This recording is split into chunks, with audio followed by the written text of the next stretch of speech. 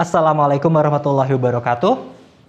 Selamat datang di Biocast, Biologi Podcast. Jadi Biologi Podcast ini adalah program yang nanti dia jadi tempat buat kita bisa mengenal dengan dosen-dosen. Kita bisa belajar tentang pengalaman hidup, kita bisa belajar sharing tentang pengalaman. Jadi supaya kita ini nggak melulu belajar tentang hal-hal yang sains, tapi kita juga bisa belajar tentang kehidupan itu sendiri dari yang sudah lebih berpengalaman daripada kita. Nah, buat kali ini episode perdana kali ini ya, ada sosok spesial yang mana mungkin teman-teman tahu banget ya, yakin sih bakal tahu banget dengan sosok ini. Beliau ini adalah sosok dibalik dari Gamma Melon dan Gamma Ayam. Siapa lagi kalau bukan Pak Budi. Assalamualaikum.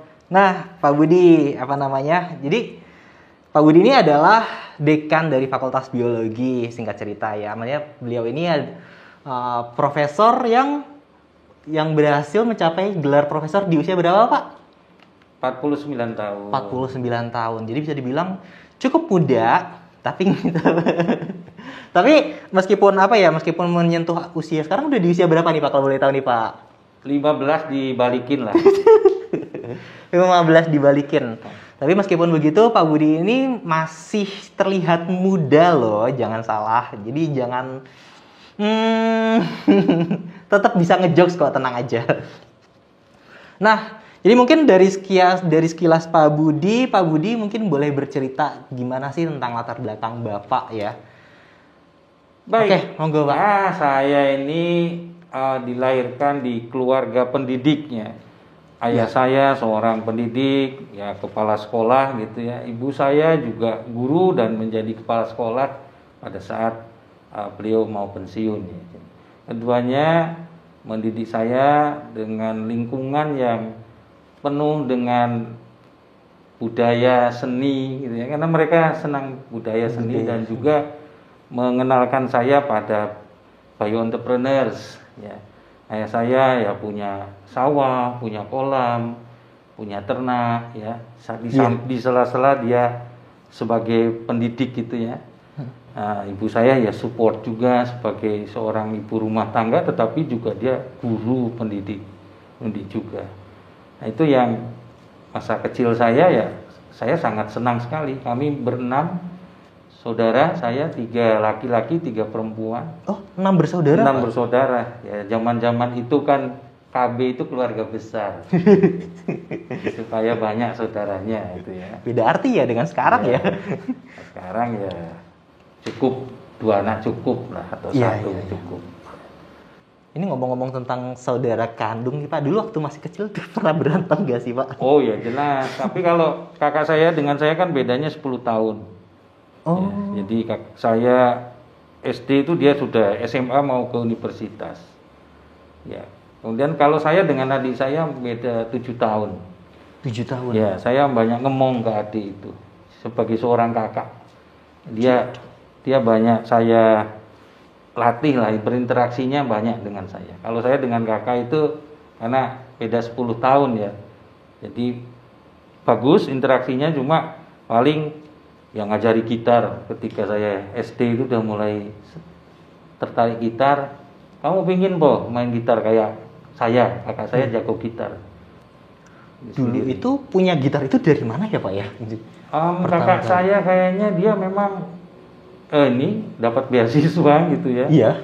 Terus dia nabung juga, kayaknya itu. Kemudian ayah saya support lah, karena tahu kayaknya dia bakat seninya juga ada gitu. Ayah saya malah juga jago main sitar itu. Bapak saya guru ya, kemudian jadi kepala sekolah. Ibu juga sama. Bapak pernah kuliah dulu di Bandung ya. Di Bandung. Tapi waktu itu kan masa-masa kurang baik. Bapak 3 tahun harusnya mau ke sarjana, gak selesai waktu itu. Kemudian langsung menjadi guru. Ya, kemudian terus jadi kepala sekolah dan sebagainya. Sedangkan kalau ibu? Ibu memang dari awal udah sekolah guru dia. Nah, ketemu ketika Bapak sedang belajar itu. Nah, berarti dulu masa kecilnya Pak Budi ini lebih ke apa namanya? Lebih apa ya? Lebih ke latar belakang pendidikan ya, Pak ya. Ya, pendidikan tapi juga apa ya? Menyenangkan gitu. Ya, karena kita dididik tapi juga dibebaskan gitu. Tidak harus jam segini harus belajar, enggak. Saya waktu kelas berapa ya?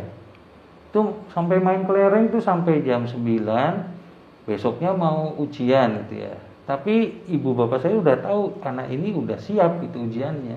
Oh. Jadi dia habis itu baru setelah jam 9 kan udah agak malam, kakak saya yang perempuan akhirnya nyari, terus ketemu saya lagi main kelereng sama teman.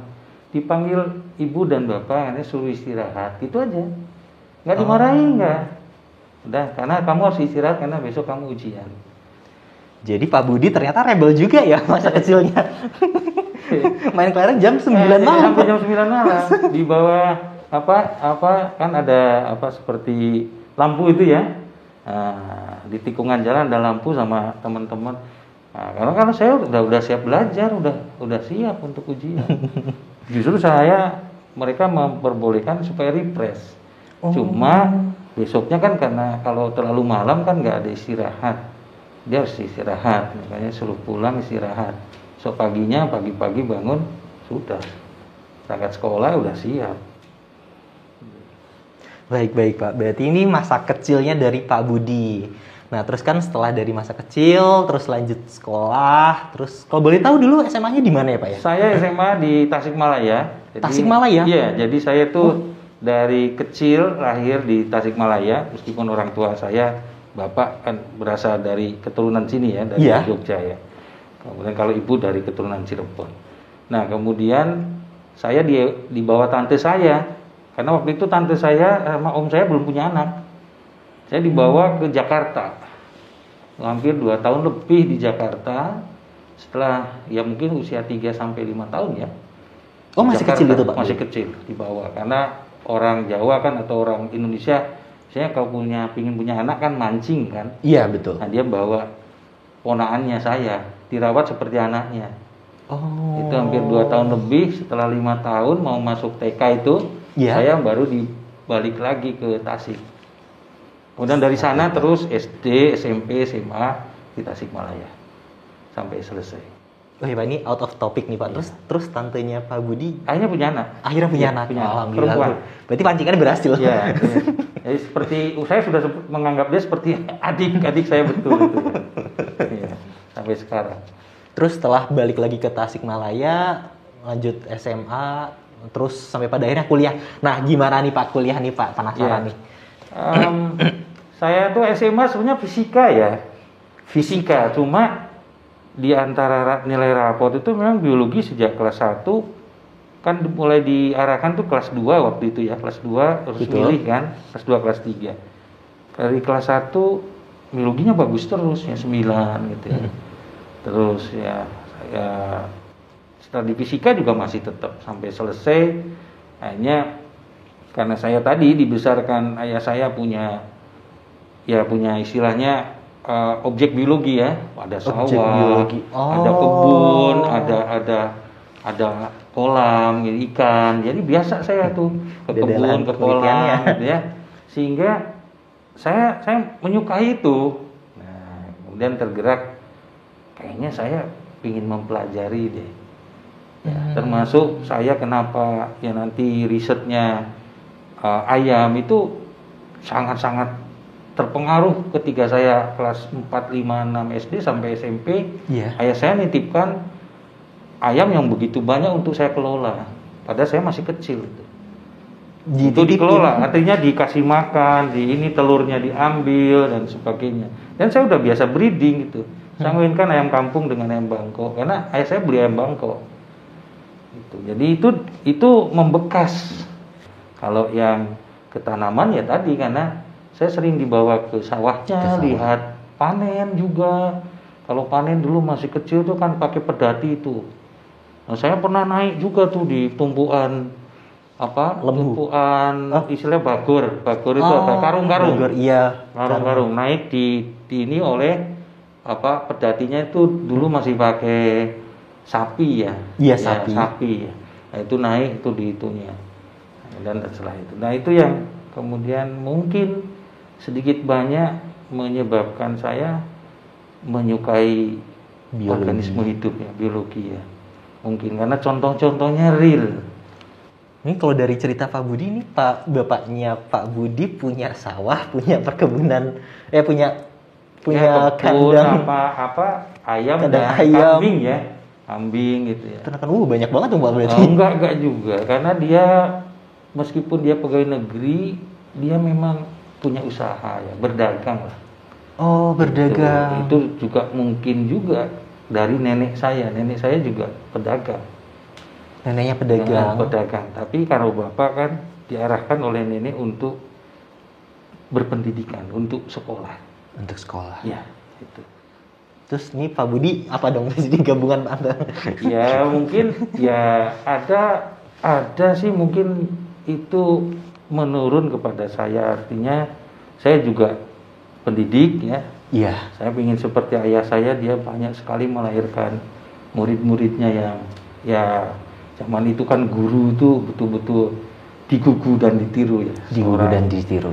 Ya, itu yang berat bagi kita. Jadi dia punya karakter sebagai seorang pendidik, dia menyayangi anak-anak didiknya, dan dia punya usaha untuk bagaimana keluarganya itu bisa tercukupi karena kan 6 anaknya. Dia melakukan itu sebenarnya investasi untuk nanti bekal anak-anaknya. Iya. Dan dia sangat yakin dengan bekal ilmu itu anak-anaknya akan lebih Hebat. dewasa, lebih mandiri, dan juga memiliki banyak dampak untuk lingkungannya dengan berpendidikan. Jadi dia sangat paham bahwa pendidikan itu modal yang baik untuk dirinya, nantinya untuk anak-anaknya, dan juga untuk masa depannya dan lingkungannya. Pendidikan adalah modal terbaik bagi anak-anaknya dan juga masa depan serta lingkungannya. Oke. Nah, terus tadi kan setelah dari SMA terus gimana sih Pak masuk ke UGM atau gimana? Ya, masuk ke UGM itu kan salah satu impian ya seluruh siswa. Nah, kesempatan ini memang tidak saya sia-siakan, artinya ya saya belajar sebagaimana mahasiswa belajar, dan saya sangat menikmati di biologi karena belajarnya banyak hal gitu ya. Iya. Saya belajar berorganisasi, kebetulan aktif di Senat Mahasiswa. Dulu namanya masih BPM itu ya. Saya menjadi ketuanya semester 3 atau semester 5 ya, saya lupa. Itu saya menjadi ketuanya selama 1 tahun lebih. Dan saya juga senang ke alam gitu ya. Pernah naik Gunung Sumbing tahun 93 atau 92. Itu sampai puncak dan saya menikmati alamnya. Juga pernah tidur di Pantai Trisik. Zaman dulu Pantai Trisik nggak ada orang. Pantai Trisik? Trisik itu di Kulon Progo. Sekarang ramai sekali. Itu kita tidur 3 hari ya, 2 malam 3 hari di sana untuk mengamati burung, mengamati alam sungainya, apa saja, sambil berinteraksi dengan beberapa penduduk yang yang kebetulan sudah ada di sana tapi tidak menetap. Kalau sekarang kan banyak yang menetap di sana. Oh, kalau boleh tahu Pak, itu di Pantai Trisik itu dalam rangka iseng aja atau? Kami itu punya sejak mahasiswa punya klub peneliti gitu, tapi bukan KS. Jadi kami senang aja. Bukan KS. Ya bukan KS, karena kebetulan sejarah KS itu didirikan pada saat saya menjadi ketua Senat. Tahun 90, 91 lah kita mendirikan yang pertama itu, dulu namanya KSH. KSH pertama. KSH itu adik kelas saya itu, Satrio dan kawan-kawan. Itu KSH itu tahun 91-an. Terus ada KSA dulu itu, namanya KSA, Kelompok Studi Anggrek. Terus kan dirubah menjadi BioSG sekarang. Oh iya, yes. Nah, terus ada juga Kopma Biogama. Kopma itu Biogama juga. Iya, itu almarhum Eri, sahabat saya yang mendirikannya. Terus saya dengan Pak Prabang dengan Pak Andika itu di tahun tahun berapa ya, sekitar 95 apa ya, apa 94 ya, itu mendirikan yang namanya KSAT, Kelompok Studi Arsitektur Taman. Jadi Pak Prabang, saya, Pak Andika itu mendirikan itu. Jadi KS itu mulai munculnya ya di tahun 90-an itu. Sebelumnya kita hanya punya satu, yaitu Matalah Biogama. Oh, oke. Kalau untuk penelitiannya saya juga ke Dieng. Nah, itu ikut proyeknya Prof Purnomo ke Dieng. Ya. Di Dieng sampai berapa ya, seminggu ya, lebih ya, kita mengamati berbagai vegetasi yang ada di volcano. Kita ini siapa nih Pak? Kita ini. Luar biasa itu pengalaman itu. Saya kira Prof Pur punya pengalaman yang tidak bisa terlupakan dengan saya.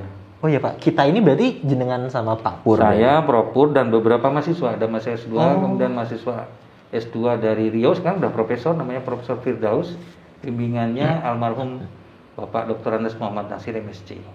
Jadi kita itu ada Prof Pur, ada Pak Abdurrahman yang sudah purna tugas ya, ada Pak Nasir, almarhum Pak Nasir, kemudian ada Prof Suwarno, ada Prof Purnomo.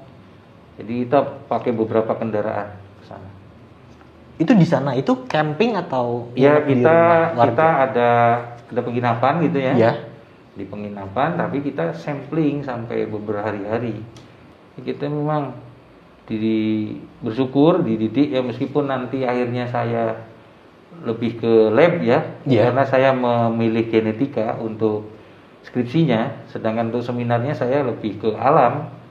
Ya saya mau mengambil vegetasi, ekologi dan taksonomi. Oh jadi tidak berkaitan langsung ya Pak ya? Ya, tapi sebagai seorang biolog itu malah bagus. Kita punya ground tadi, punya pengalaman-pengalaman lapangan, dan juga kebetulan saya punya pengalaman nanti masuk laboratorium. Oke, jadi kalau di sini ini menurut Pak Budi itu pengalaman itu sangat berharga ya Pak ya? Ya, sangat berharga dan bagus. Saya kira dosen yang memberikan kesempatan kepada mahasiswa untuk bergabung di dalam penelitian-penelitiannya. Itu yang paling mahal dan berharga, khususnya bagi saya sampai sekarang, karena diberi kesempatan untuk tadi belajar dan akhirnya mempunyai pengalaman. Itu yang mahal. Itu yang mahal karena nggak semua mahasiswa bisa memanfaatkan kesempatan itu. Nah, saya termasuk bersyukur karena diajak oleh beliau-beliau untuk belajar melakukan penelitian secara tim ya. Iya. Ini pengalaman yang menurut saya kalau hanya di fakultas atau di lab kita nggak punya tambahan, maksudnya pengalaman tambahan inilah. Jadi sebetulnya MBKM masa lalu juga sudah ada, cuma modelnya kan belum disebut sebagai MBKM, Merdeka Belajar di Kampus Merdeka. Kalau kita sudah ya. Kira judul film di kampus biru. Oke Pak, berarti kan pengalaman nih Pak. Nah terus bicara tentang pengalaman nih Pak. Tadi kan Pak Budi sudah bercerita tentang pengalaman menjadi menjadi mahasiswa yang suka meneliti ya. Nah terus sekarang gimana nih pengalaman Pak Budi yang sebagai mahasiswa yang dalam arti benar-benar mahasiswa. Entah Pak Budi dulu pernah pernah nakal sebagai mahasiswa atau pengalaman berkesan sama teman-teman mahasiswa gitu. Kalau nakal sih mungkin enggak ya. Saya senang badminton itu ya, antar angkatan tuh. Dulu Pak Bambang, Pak Rajak, Pak Slamet tuh sparring partner saya. Itu ya. Udah biasa itu badminton. Terus ya olahraga saya suka. Iya. Selain juga lari ya. Lari ya, jogging, lari dan renang. 3 ini. Tapi di samping itu karena saya sejak dari kecil kan sudah seneng gitar. Iya. Dan suling gitu ya. Cuma sitar di sini kan susah waktu itu ya nyarinya. Ini saya sitar bisa. Nah, ini setelah mahasiswa ya saya bawa juga gitar saya ke Jogja. Nah, saya gitar kalau malam habis belajar gitu, sama kawan-kawan di kos-kosan, ya kita main gitar. Main nyanyi-nyanyi gitu. Sambil ngopi. Ya, sambil ya ngobrol-ngobrol gitu karena kita udah belajar gitu ya. Terus juga kita suka juga ke angkringan gitu ya. Iya. Tapi diskusi di angkringan sampai ya mohon maaf jam 2, jam 3. Ya kita diskusi masalah politik, masalah kemahasiswaan, pergerakan mahasiswa. Kalau nakalnya mungkin ya itu aja disebut nakal, enggak ya sampai malam gitu ya. Malam, tapi kita nggak melakukan hal-hal yang negatif. Ya kita fine-fine aja. Jadi Paling kalau ini ya pernah sih ditegur ya, bukan dimarahi, karena waktu itu saya sampai malam kan diskusinya. Terus salah satu praktikum itu jam 7 tuh, setengah 7 harus sudah di kampus. Nah, Waktu itu pagi. Karena pagi sekali itu mata kuliah praktikum 1 itu pagi. Pilihan, nggak usah saya sebut ya namanya. Baru mau nanya. Nggak usah saya sebut. Nah, dosennya juga waktu itu masih muda itu. Iya. Wah, itu ini saya, kamu kalau seperti ini besok kamu nggak usah ikut aja praktikum ini. Berarti kan nanti saya nilainya E. Nah, saya udah bilang karena saya kan waktu itu naik bis kota. Iya. Dari Jalan Solo, dari sana, dari Klitren. Nah, kadang-kadang kan Kopata waktu itu kan nggak sebanyak sekarang. Saya kadang harus nunggu kan berapa menit. Dilala nggak datang nih. Padahal saya udah mari jam 6.15 sudah di pinggir jalan. Saya dapatnya ya sekitar setengah 7-an kan. Setengah 7 kan harus muter dulu, nggak langsung tuh.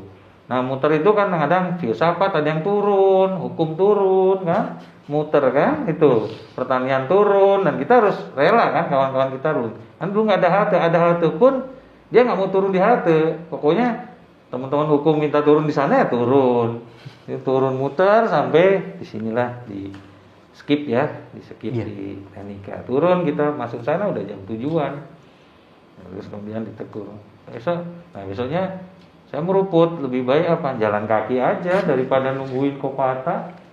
Ya, sampai jauh lumayan loh. Kalau boleh tahu 3 kiloan lebih loh. Dulu Bapak ngekosnya di mana ya, Pak ya? Awal saya di Klitren ya, karena Klitren. Iya, di kompleks PJKA. Waktu itu ada saudara jauh gitu ya. Iya.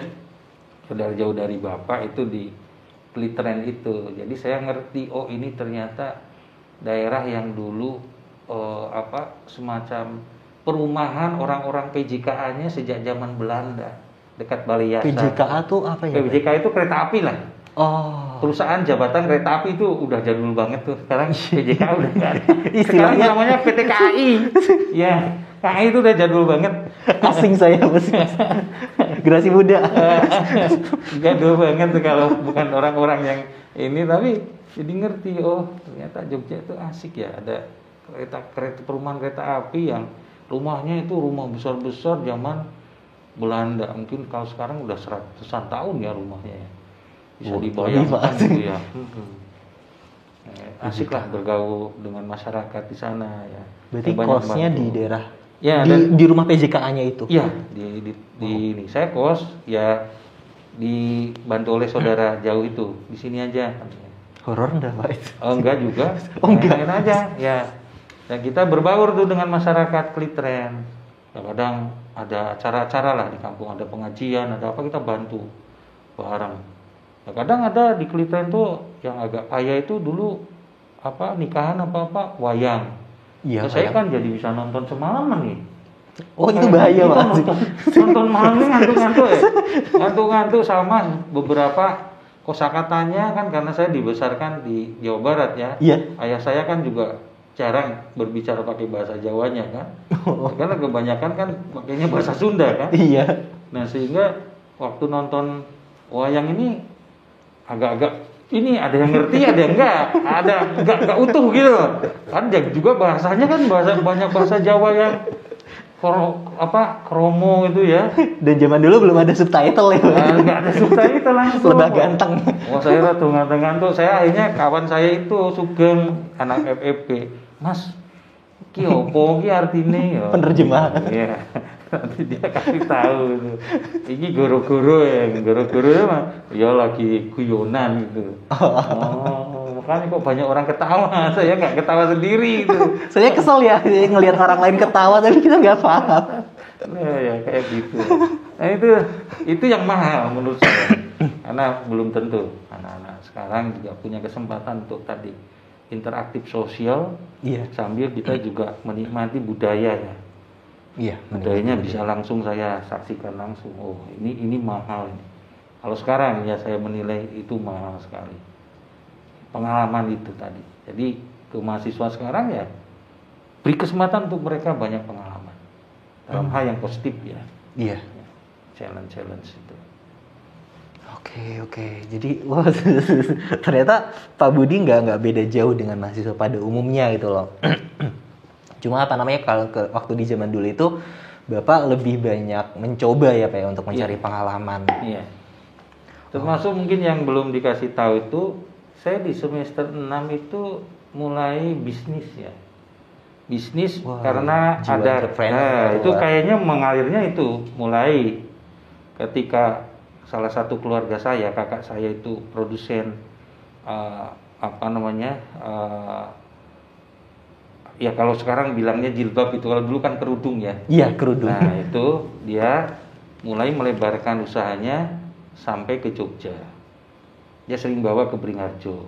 Terus saya bilang, ngapain saya nggak dikasih challenge adiknya? Coba saya dikasih challenge dong. Saya ambil dia 50 buah gitu ya. Iya. Nah, ini saya mikir gimana nih masarkannya.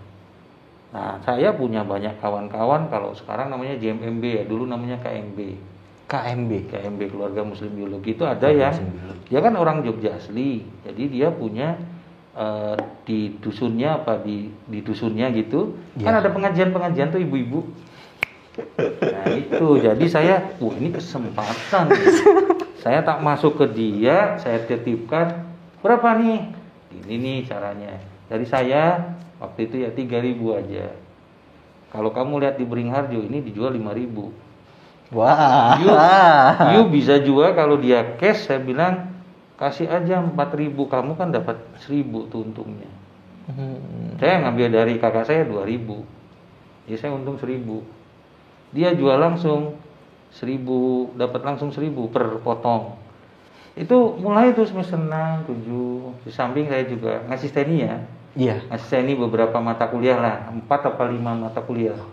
Sambil belajar tapi kan ngasisteni di lab-lab tertentu, mata kuliah tertentu. Itu kan juga dapat duit tuh. Cuma biasanya 4 bulan setelah kita ngasisteni baru cair. Cair sebenarnya dari orang tua sih cukup ya. Saya terus terang aja bersyukur lah, nggak kekurangan, cukup. Nah, cuma saya setelah mulai semester ini berpikir juga, kayaknya saya juga pingin deh, kalau pingin sesuatu itu nggak dari ulangnya orang tua gitu loh. Saya pingin beli sepatu baru, waktu itu kan zamannya Fila atau apa. Nah, saya juga pingin Reebok gitu ya. Nah, saya pingin itu bukan ngambil dari uang bulanan. Kirain bukan ngambil dari musola. Gitu kan, termasuk kalau naktir cewek saya nih, udah mulai punya cewek ya. 6 apa 7 itu. Lah saya kan masa ngajak nonton dia pakai uang dari bulanan orang tua kan nggak enak juga. Iya. Kayaknya cobalah kalau pakai usaha sendiri kan kayaknya kok boleh-boleh aja lah gitu. Jadi gentle. Nah, jadi cuma objeknya bukan bio ya. Iya. Disebut bio entrepreneur mungkin karena saya orang biologi, tapi objeknya nggak bio nih, objeknya passion gitu. Ada gen dari simbah turun ya Pak? Kayaknya itu sih, kayaknya nggak tahu tuh. Tapi ya nikmati aja itu. Tapi setelah itu saya memutuskan enggak, karena saya nggak punya waktu lagi untuk ngelola usaha itu. Iya. Saya bilang ke kakak saya udah cukup aja. Ya, nanti mungkin dilanjutkan adik saya aja yang perempuan. Ya. Karena saya udah mulai fokus tadi, saya mulai punya riset kan. Iya. Saya mulai punya banyak kegiatan akademis yang harus saya mulai kembangkan. Jadi untuk usaha passionnya saya stop waktu itu. Ini mulai riset yang ayam itu atau yang melon itu bukan ya? Belum. Udah sih. Sudah. Oh, udah. Sudah, melon itu tahun 97 ya kita mulainya. Jadi ketika saya dosen muda, iya, itu baru kita mulai fokus ke melon ya. Oh, jadi melon ini setelah lulus kuliah, Pak? Setelah lulus kuliah, saya kerja di salah satu perusahaan besar lah di Jakarta sebagai Human Resource Development staf ya, yang banyak menyeleksi gitu ya, ikut menyeleksi karyawan-karyawan baru gitu, training juga, mentraining mereka. Nah, setelah 2 tahun itu saya kemudian bertemu ayah saya itu pas waktu pulang. Saya bilang, kayaknya kamu nih ini udah harus mulai mikir ke depan. Gimana ya? Ya kalau bisa ya kembali lagi ke Jogja. Karena kan dulu simbah-simbahnya kan dari sini. Nah saya bilang ya kebetulan dari kampus ada kesempatan itu, waktu itu ada lowongan PNS ya untuk jadi dosen. Saya pada masih kerja di sana. Waktu itu tahun 97 ya? 95, 96 lah. 96. Ya saya lulus 95 kan. Terus ke Jakarta, di tengah itu ada tawaran untuk ikut jadi PNS dosen. Jadi PNS dosen, terus saya nyoba dan diterima. Nah, diterima, cuma saya kan masih kontrak atau kan? Iya. Kontrak. Terus saya manggil bosnya, Pak direkturnya yang dulu menerima saya, jadi saya termasuk harus bersyukur karena saya setelah lulus tidak sampai 24 jam sudah dapat pekerjaan. Jadi jangan pernah bilang bahwa anak biologi itu susah mencari kerja. Itu masalahnya tinggal masalah yang Maha Kuasa. Saya lulus tanggal 16 Mei. Tanggal 17 Mei sebelum jam 1-an saya udah diterima kerja. Itu pengumumannya lewat apa Pak? Lewat pengumumannya memang sebelumnya, sebelum saya diwisuda, ya. Itu seminggu sebelumnya ada lowongan. Oke. Tapi kan saya belum punya ijazah, hanya punya transkrip juga minta di transkrip gitu. Tapi kan belum resmi itu transkrip yang itu, terus surat keterangan lulus, ya sudah saya ikut aja. Itu dikabarinya lewat apa Pak? Lewat telegram? Enggak, zaman dahulu ya mungkin ada koran gitu ya, terus kemudian dari universitas ke fakultas gitu ya, ada pengumuman di koran ini, terus ditempel gitu kan, zaman dahulu kan gitu. Tempel kita tahu, ada kawan saya ngasih tahu tuh ada lowongan tuh, yuk kita ikut. Nah kebetulan saya dan kawan-kawan 7 orang dari biologi itu ikut itu. Tanggal 17 itu saya mengembalikan toga kan, setelah wisuda kan kembalikan toga tuh. Iya. Nah saya tuh mikir ini saya kembalikan toga dulu. Cuma di UC itu banyak orang kumpul. Nah saya tanya, ini apa sih? Nah ini tuh tes loh. Oh tes itu ya. Oh jadi saya iseng-iseng tanya dulu. Terus saya kembalikan toga ke gedung pusat tuh. Gedung pusat sebelah utara, saya utara, agak barat itu sana. Ya kemahasiswaan gitu pinjam. Udah baik dari sana. Kapan nih tesnya? Nanti jam 1 loh. Sana jam 1 kurang 15. Bilangin kawan saya, kamu telat datangnya. Kalau pas istirahat siang, kamu dapat tuh itu dus-dusan. Apa? Makan siang itu loh. Saya dapat makan siang tuh. Karena udah terlambat itu. Tinggal 10 menit lagi wawancara kan. Ya udah buat kamu aja lah. Yang ini saya nggak dapat makan siang nggak apa-apa. Sebutnya kerjaan. Ternyata saya dipanggil kedua itu. Setelah ada yang pertama, udah hampir 10-15 menit selesai. Terus berikutnya ini nama ini. Jadi itulah kemudian tes wawancara pakai bahasa Inggris saya belepotan tuh. Waduh. Can you describe daily pekerjaan sehari-harimu apa? Wes belepotan. Ketawa-ketawa tuh. Terus ya wawancarai selesai wawancara. Terus saya bilang gimana saya tahu bahwa saya diterima atau enggaknya kapan? Berani saya tanya wawancaranya. Loh kamu ingin kerjanya kapan? Besok aja bisa kok. Kaget saya. Loh kenapa dia bilang gitu? Kamu siapnya kapan? Ya kalau besok saya nggak siap Pak. Siapmu kapan? Ya 2 minggu lagi lah. Saya kan juga kos di sini. Saya harus tata-tata dan sebagainya. Dan saya harus ke orang tua juga memberitahu. Oke kalau gitu tanggal 1 Juni ya. Kamu mulai bekerja. Itu kan 17 Mei kan? Jadi nanya langsung diiyain. Iyain sama dia. Terus setelah selesai, saya kan nggak percaya. Terus saya bilang sama staf-staf di sana, itu wawancara itu siapa? Itu bosnya HRD. Dia yang menentukan diterima atau enggaknya itu dia. Wah, orang itu tuh. Padahal saya nyantai aja dia. Di wawancara dia ya nyantai aja. Yang dia tanya, gimana waktu kamu mahasiswa? Saya jelaskan, saya ketua senat, gini, organisasi gimana, mengorganisasi, mengadakan ini, ya, itu seputar organisasi mahasiswa dia tanya. Ya, sama bahasa Inggrisnya, bahasa Inggrismu belepotan ya. Nah, ya saya jarang ngomong ya. Saya jarang ngomong ya. Berarti nggak ngerasain di email Lina Job Street? Enggak, ya karena nothing tulus ya. Iya. Kan baru selesai kemarin kan wisuda, masa saya juga harus fresh-freshnya. ya kan, masa harus langsung bekerja kan. Saya ingin menikmati dulu tadinya itu. Ya ini lumayan lah 2 mingguan bisa nikmati setelah lulus itu. Healing dulu karena udah masuk dunia kerja kan lain. Saya kira di dunia kerja di swasta itu agak enak gitu loh. Ternyata ini ketat banget, jam sekian, jam 8 tuh sebelumnya harus sudah masuk.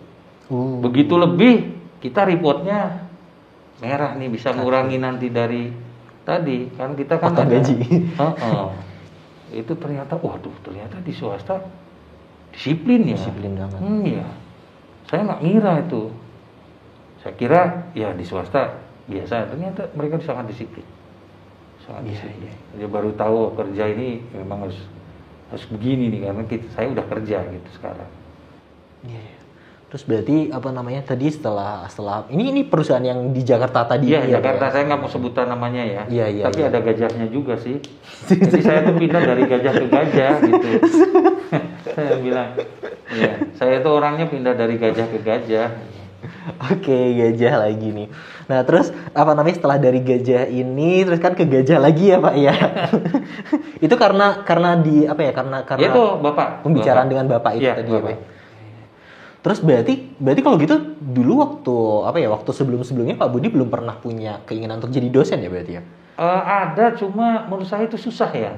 Iya. Karena dosen itu kan harus pinter, harus orangnya kelihatannya juga harus penelitiannya sungguh-sungguh lah. Dan itu ya saya sih ada, cuma nggak begitu pede. Ya nggak begitu pede. Dan saya yang paling penting bagi saya harus punya pengalaman di luar dulu. Itu yang saya ingin. Jadi kalaupun suatu saat saya di dosen kan saya punya pengalaman kerja dulu di luar. Nah, itu kan nggak mudah juga Mas, ya kan? Karena dengan punya pengalaman itu saya bisa sedikit outlook lah, bisa bandingkan. Di swasta gini, jadi dosen kayak gini. Nah tapi setelah ada challenge, kebetulan tadi Bapak memberikan inspiring ya. Bahwa jadi pendidik itu seperti ini ya, bukan hanya masalah salary finansial, tapi ada something yang sangat value-nya itu, yang sangat nilainya itu yang mahal itu kata dia.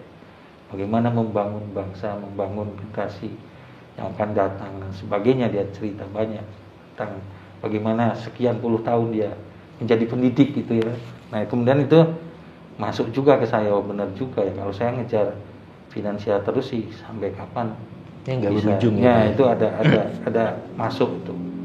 Dan ya kebetulan saja waktu menunjukkan tahun 98 kita goncang kan. Oh iya. Nah jadi saya udah balik ke kampus tahun 96 97 lah, udah jadi dosen muda. Karena sebenarnya kan udah lulus kan jadi dosennya, tesnya, cuma kan saya masih kontrak kan. Oh iya. Nah, ya kan. Jadi saya harus juga merespon karena itu perjanjian.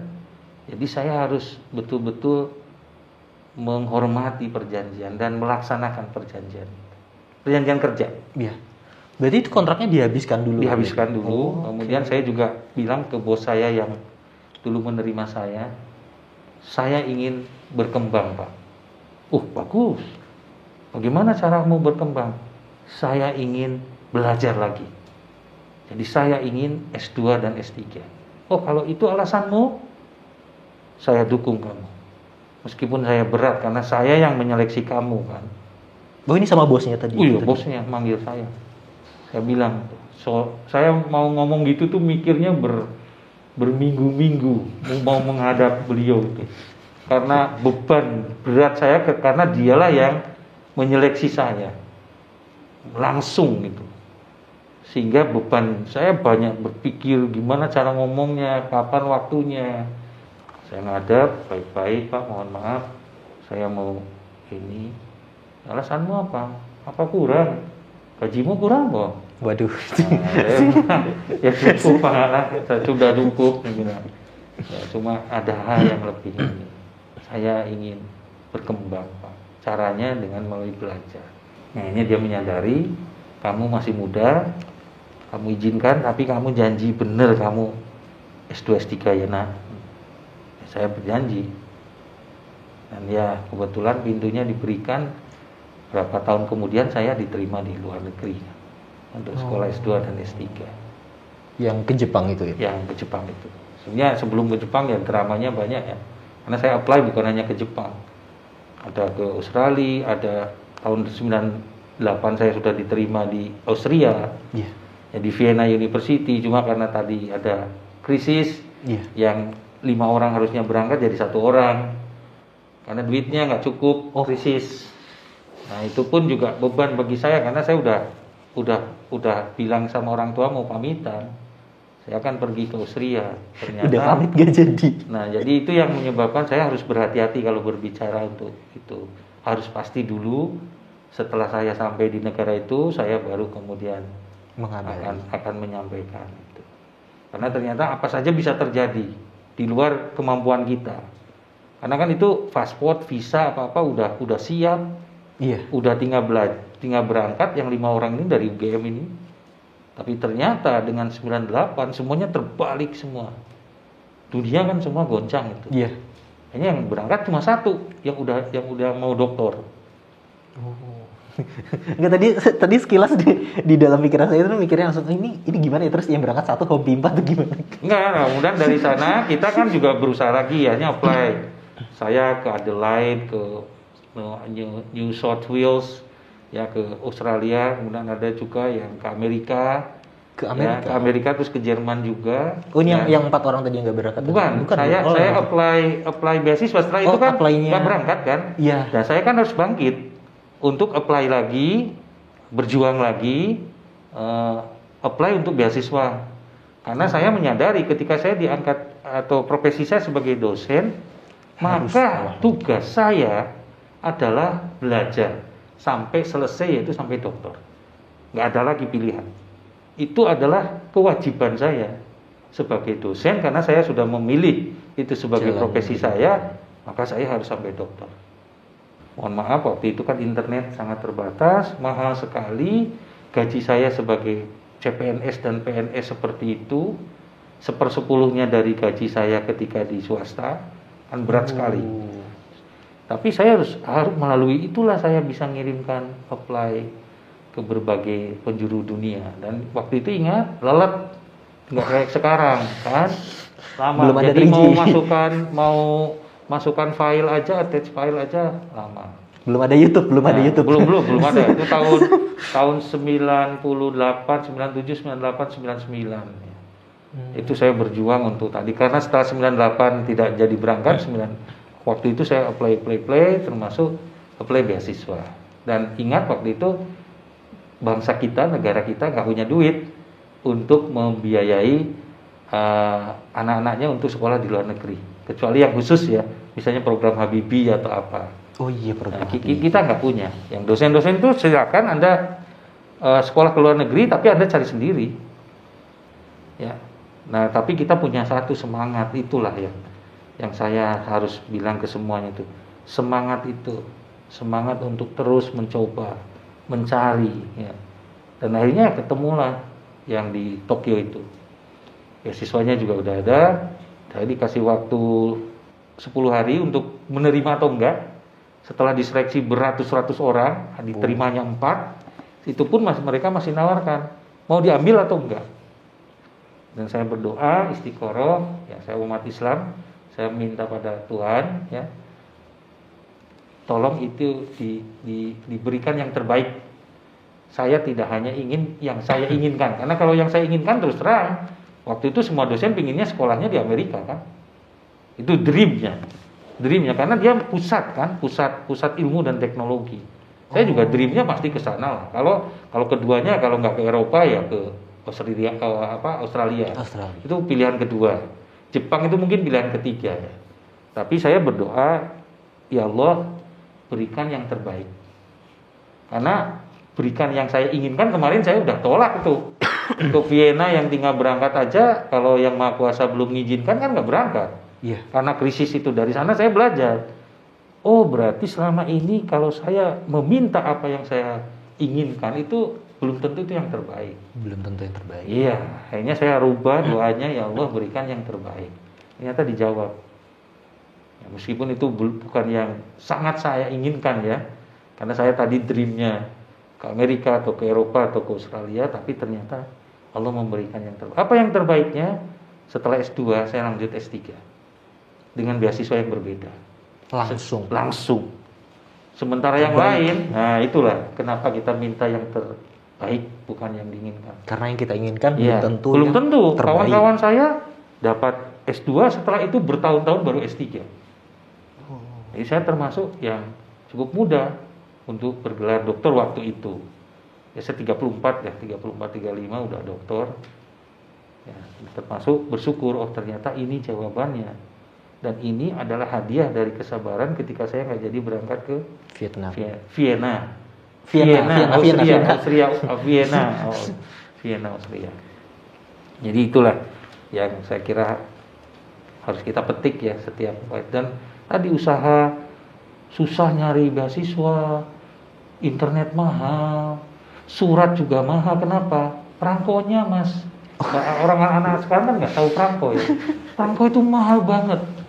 Mahal.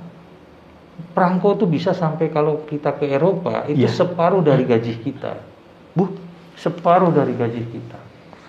Nah, saya bersyukur itu. Itu pun ada dramanya. Karena kita ini kan saya selesai beasiswa S2 itu Maret 31 Maret 2002. Habis tuh beasiswa saya. Dan saya udah di wisuda. Tapi saya sebelumnya di bulan Februari 2002 saya ujian doktor. Ujian untuk masuk doktor. Iya. Ujian untuk masuk program doktor. Lolos, tapi kan nggak ada beasiswa, belum ada beasiswa. Diterima, tapi belum ada beasiswa kan?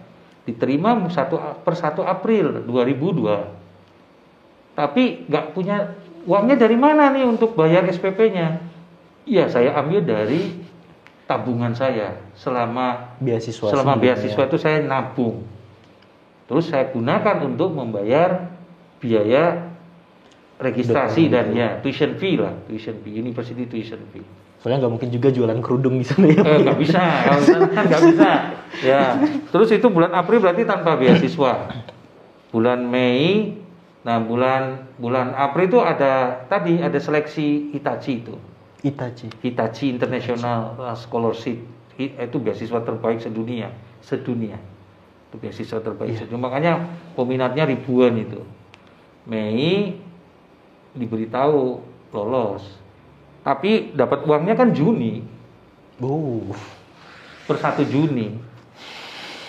Jadi selama 2 bulan ini saya membiayai keluarga karena saya bawa istri, bawa anak ya, anak saya lahir di sana. Oh, udah nikah Pak ini? Udah nikah. Saya nikah tahun 99, 2 bulan sebelum saya berangkat ke Jepang. Berarti sebelum S2 berarti ya? Sebelum S2 saya nikah dulu. Karena saya menganggap saya udah punya pekerjaan tetap. Iya. Nah, saya udah beranilah menikah. Ya meskipun pegawai negeri kan zaman itu kan memang nggak cukup lah.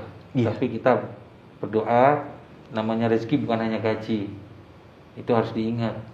Rezeki itu seluruhnya. Ya. Termasuk juga jodoh ya Pak ya? Ya, termasuk juga jodoh. Nah, sehingga saya ambil, memang berat. Karena kita baru 2 bulan menikah, kita harus pisah. Istri saya juga S2 di sini, di kedokteran ya, mengambil S2-nya. Jadi itu yang harus saya putuskan bahwa berat sekali memang. Jadi baru nikah langsung LDR. 2 bulan, mau bulan ketiga udah harus berangkat saya. Ya, kalau sudah diputuskan bersama, termasuk tadi kewajiban saya sebagai dosen, ya kuliah lanjut. Mengutamakan kewajiban dulu ya Pak ya. Nah, akhirnya kesabaran itu berbuah tadi yang doa terbaik itu ya dikasihkan. Hitachi hanya mau mengcover yang bulan April, Mei termasuk tuition fee-nya. Dikembalikan sama dia. Wah, itu saya bersyukurnya minta ampun. Jadi Udah tadinya sampai saya udah bilang ke istri saya, mohon maaf jika nanti Hitachi saya gagal. Iya. Artinya kan saya nggak dapat beasiswa S3 meskipun saya sudah jadi mahasiswa S3 kan. Iya. Kamu sama anak saya pulang. Saya nanti melanjutkan studi dengan cara mencari beasiswa sendiri selain Hitachi. Yang lain saya coba. Dan itu nanti kepastiannya setelah Mei. Ternyata Mei keluarlah surat itu bahwa saya diterima beasiswa Hitachi. Gede ya, International Scholarship terbaik lah. Bukan hanya se-Jepang tapi sedunia mungkin dia beasiswa terbaik. Menurut saya. Karena kita dikasih uang buku juga, uang conference ke luar negeri. Ya, kalau kita conference dimanapun, cover semuanya. Dia kasih semua tuh. Makanya saya bisa sampai ke Eropa kemana-mana kan, ke Prancis, ke Czech Republic, ke Poland, kemana-mana. Itu gara-gara Hitachi. Vietnam, Australia. Jadi buat yang kepo dengan dengan foto-foto beliau pas lagi jalan-jalan di Eropa, pas dulu kuliah ya Pak ya.